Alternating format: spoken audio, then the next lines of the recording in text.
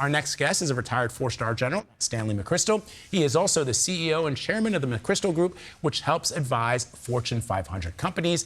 And in a new class on MasterClass, he explains how the skills gained on the battlefield create stronger, more effective leaders.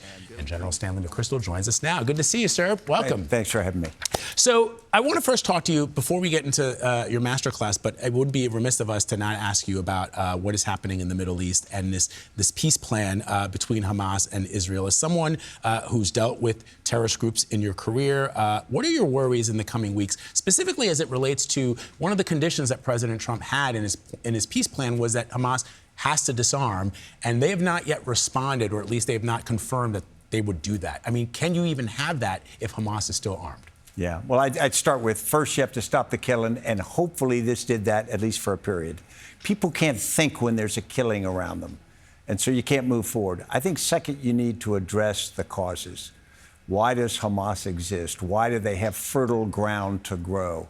And so I think that we've got to step back, and I think all the states in the region have a vested interest in this. They got to figure out what is long-term viable for the people there, because as long as the causes, you know, we used to talk about terrorists, and we get mad at terrorists, but go back and say, why are they terrorists? There's usually something mobilizing their passions. You've got to address that. And that's what I think we've got to, now that we've got a respite, thankfully got the living hostages home, we've got the chance with clear heads, maybe we could step forward to a better future. No. So we will need real leadership in this moment. Mm-hmm. Talk to us about your masterclass and the similarities between leaders in the boardroom and in the battlefield. Yeah, thanks for asking. My class on masterclass really is the product of 25 years of focus on this. Back when I was still in the military and I was leading the counterterrorist forces, we entered this complex environment in which we had to lead differently. And we ended up calling it a team of teams because we had to get the various teams across the capabilities cooperating. And it sounds easy until you try to do it. We had all the different government agencies and parts of our counterterrorist force. I got out 15 years ago into the civilian world, and I ran into exactly the same problem. And so it's a complex environment.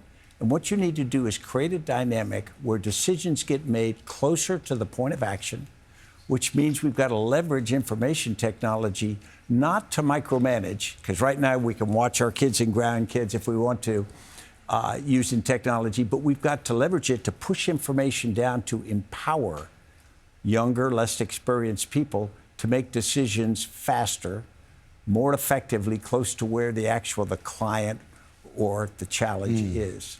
You know, in your class, you say you don't train for calm, you train for chaos. And I recall when I was still a young Army ROTC cadet at Fort Bragg, North Carolina, and we did this exercise where there was a supposed sniper in the woods somewhere. And, you know, some of the platoons, you know, the platoon leader would say, everybody down, and then the sniper would just pick everybody off. And I remember I was like, you know, Bravo team, bound 50 meters, 2 o'clock, and we ran straight into the sniper. But I got a sat.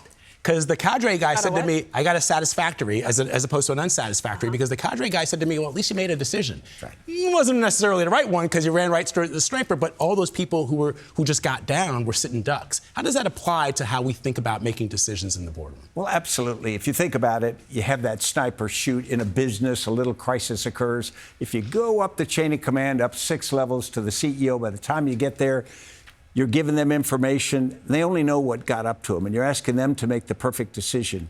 It's a lot better for the person close to the sniper to say, we got to do something now. But the key is you got to empower them with information and context. You got to let them leverage with other teammates so they can respond effectively. General Stanley McChrystal, thank you so much.